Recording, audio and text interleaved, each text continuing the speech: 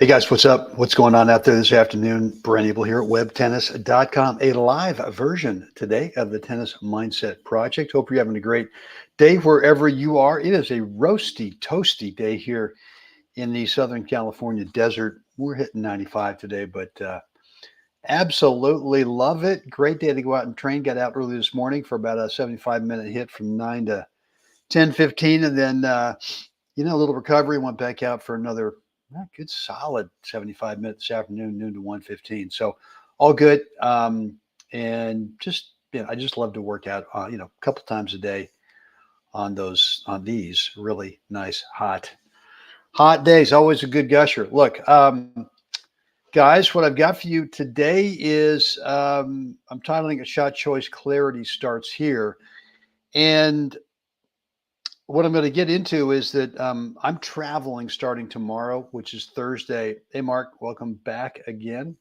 Awesome. I'm traveling tomorrow, Thursday, going to Northern California, hanging out with a couple of my kids, my granddaughter, and a player to be named soon, about 3 months. Actually, 2 months, I think. Granddaughter number 2 should be on the scene. Anyway, looking forward to that, and then heading to Colorado on Saturday. Going to drive Interstate 80, Park City, and then Park City to Steamboat for a couple of days, and then back here. So kind of a busy next 7 days. I don't know my broadcasting availability. So what I'm doing is for the next 7 days, I am going to post. I'm going to pre-record something, and I'll put it out there. What I'm going to focus on is a topic. Can't remember the exact title, but it's the 7 steps to become a much more consistent shot maker. And every day I'm going to give you one. I'm going to give you each one of those 7 steps. Starting, I'm not sure if we'll start tomorrow. Maybe starting on Friday. But you know what? If we start tomorrow, I'll just do a live version of step number 1 tomorrow. But and that's going to be, I'm saying in the morning, because that's going to be in What's the Right Shot. I do a show every morning at 8 a.m. Pacific time zone. What's the Right Shot? And I think I will do that. I will upload those for the next 7 days starting tomorrow, unless I go live tomorrow. Anyway, not quite 100% sure what I want to do with that. But anyway, there'll be something there for you. Other than that, let's get rolling. Look, shot choice clarity is really based on on your opponent, right? I mean, the first place to start with getting clear when you're playing matches about where you want to direct your shots over there, totally based on number one, what's your opponent really good at, right? I mean, if they got, like a lot of players, the forehand's better than the backhand. I'm not saying the forehand's great, but sometimes you run up against an opponent where something is really good over there. And typically, I'm not saying for you, and I'm not saying for every age group, but typically for me in my age group, I'm finding that in general, the forehands are better than the backhands. I'm not saying the backhands are weak. I'm just saying that the forehands tend to be, if there's a weapon, a quote unquote weapon over there, it tends to be that, a forehand. So, if I'm playing someone who I've never played against before, maybe I can't even get any intel on the guy before I go out there in the match. Well, I'm going to probe starting a little bit in the warm-up just to take a look. And then for the first couple of games, I'll probe to see if the forehand's good. And if the forehand turns out to be outstanding, then I just go, okay, well, this guy's not going to see a forehand for the rest of the day. So right then and there, shot choice clarity has really gotten crystal clear. So any ball that's played over to me during the point, whether I'm playing rally balls or whether I'm playing some transitional stuff, it's typically going to avoid the strength over there, right? It's typically going to avoid, and in most cases, in my age group, it happens to be a forehand. Might be something different in your age group, and you got to find out what that thing is. And it might be different from opponent to opponent. For example, if you're playing a tournament, just because you play the first guy in the first round one way does not obviously mean that you're going to do that for the rest of the guys that you run against or run up against the tournament. So shot choice clarity is really based on what your opponent likes, number one. What is it they hope that you give them? So here's kind of the challenge, or here's kind of the not the challenge, but I think the wrong information is a lot of players that say, you know what, go out there and against this guy, just play your game. Just be yourself. Well, that to me is really a wide open shot choice possibility, right? And the last thing I want to get into is a tennis ball comes over to me from my opponent, and a sub menu of shot choices drops down in front of my brain. It goes, well, you could do one of six things here. I don't want that. I actually want to have a minimalist shot choice menu, if you will. And I just have just decided that, well, look, let's go probe. Let's find out what this guy is good at and just not give it to him. Right. And look, he may be, I've got a couple of guys in my age group who really hit the ball well. I mean, forehand and backhand are both, really, really good. So what am I going to avoid? Well, what I'm going to avoid is not hitting the ball to the corners, because the thinking is, well, if the guy's really good, maybe I should keep it away from him. Reality says, okay, once in a while you can ding one to the corner and he won't touch it. But in reality again says you're going to miss too many of those trying to get it by him in the corners.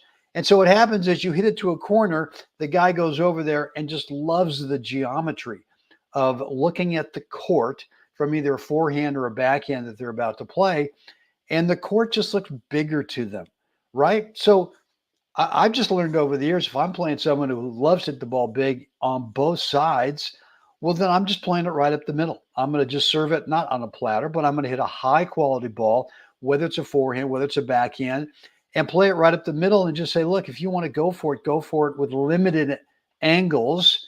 And I know they're going to hit some dingers. They're going to hit some big shots for winners. Okay. But I'd rather have them have a limited geometry.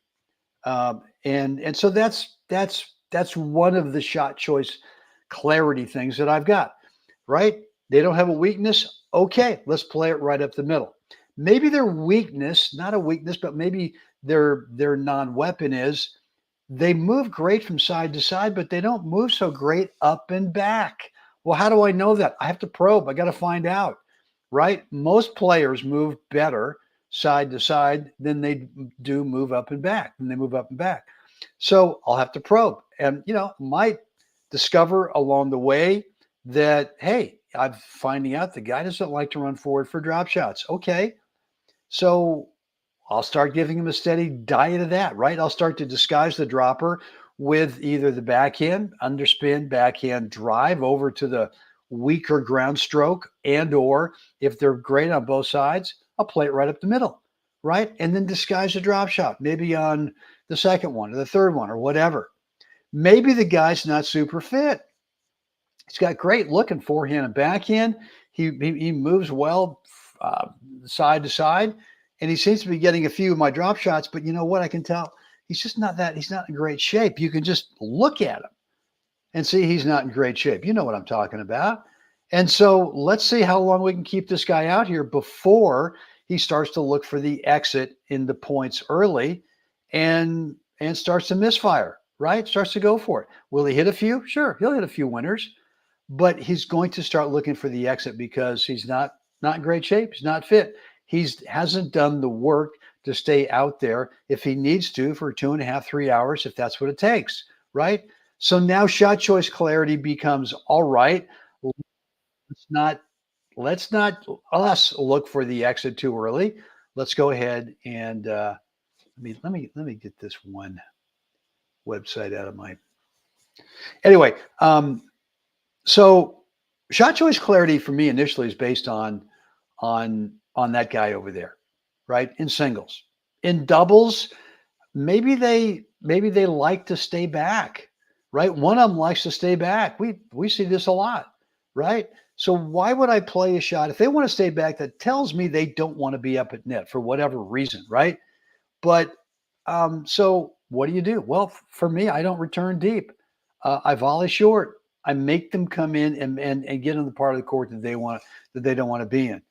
Maybe they like it when we give them power. They got simplified stroke technique. They like power. All right, well, let's slow it down. Let's get the ball down at their feet. Let's lob. Let's do some things that they don't like. Mark is saying, totally agree, but each player is limited by the limits of their own game, too. Don't you need a lot of variety to probe fully? I don't think so. I really don't think so. I mean, look, I'll be honest with you, Mark. Again, I'm talking about my own experience and my own age group. And as I get older, it seems to be more and more that number one, the forehands are better than the backhands. And one of the, and not that they can't hit a lot of backhands back, but they can't seem to take the backhand on the rise as well as they can on the forehand. Meaning, if I sort of loop a ball in there and or play it deep, they tend to back up more on the backhand side, which to me means that, okay, well, that's an opportunity to take time away from them. They typically on the forehand side, maybe they don't do that. They kind of take it on the rise better than they would on the backhand side. So I'll work the backhand deep. I'll work the backhand up high. Obviously play some, I'll work the backhand up high by sort of taking certain balls they give to me and run around the backhand and play a looper forehand. I'll play it down low, but I want it to be deep, right? So I don't think you need a lot of variety because reality says that most players that we play against kind of fall into one category. I'm not saying every player over there does that, but most players do. And so if that's the case, then to me, well, what do you need to do to be able to get balls over the ad side quadrant, assuming that it's a right-handed player? What do you have to do? You don't have to you don't have to have a lot of variety to be able to do that. I mean, if I was to tell you, hey, look, if you'll hit 10 balls in a row into the ad side quadrant, whether it's forehand or backhand, I'll give you $1 million. Would you just dump it over there? Of course you would. You just get it over there. My point is that you don't need a lot of variety because most opponents don't require that you have a lot of variety. So let's kind of be real about that. What else? I mean, those are really the basics in terms of discovering what is it that your opponent's good at. All right, we're going to avoid that. Now we're starting to really narrow shot choice clarity down, right? And then maybe we find something they're weak at. Maybe they just have an horrendous, let's call it a backhand, for example, just horrendous backhand. Or I'm thinking of a guy right now who's got a forehand that for whatever reason, he's got the quote unquote yips on it where the wrist gets really involved in it. And it's just, it's ripe for just giving a steady diet of the guy's forehands. Once in a while, he kind of, the wrist action works and he dings a winner, but I'll take my chances on that. So that's what we do to start to get shot choice clarity. Take away what they want, give them a steady diet of what they don't want. And until you figure that out, just keep probing. I don't know, might take a set. I once asked Craig O'Shaughnessy, I said, what do you do in the first set when you go to the tiebreaker? What's your strategy? And he just kind of shook his head and says, you got to be kidding me. You mean to tell me I've had 12 games to have intel, to know what this guy's tendencies are, to know what he's good at, to know what he's average at, to know, fitness wise where he's at, to know movement wise what he's good at or not good at. He says, I've got so much data after 12 games, I know exactly what I'm going to do in the tiebreaker. I know it used to be said, well, the first guy who gets to net in the tiebreaker, typically has the advantage. Okay, well, there might be some truth to that, but if that guy over there is trying to hide something or is trying to, hope you don't give him something, I'll go ahead and use that strategy in the tiebreaker rather than just, okay, well, now I finally figured out what this guy doesn't like after 12 games and then go to something different. I'm not going to do that. I'm just not going to do that. So anyway, guys, hope this has been helpful today. Any comments or questions, remarks down below in the comments area, let me know. For sure, if you want to keep the conversation private, just shoot me an email, brent@webtennis.com. Starting tomorrow, I'm going to come out with a series, the 7 steps to become insanely consistent shot maker, right? And when you become consistent, man, consistency doesn't mean that you're just ripping winners every time a ball comes over. It just means that you're really, really reducing unforced errors for what I think are the 7 steps of being able to be that kind of player. And we're going to unveil step number 1 tomorrow, and kind of go from there for the next 7 days. And yeah, that'll be in the mornings, 8 a.m. Pacific time zone. What's the right shot? All right, guys. This is kind of a sneak preview today, by the way. Hope you're having a great afternoon, great evening, morning, wherever you are. Keep going out there, make it a great day for someone else. Yeah, help someone else have a great rest of the day today. And guys, see you again next time.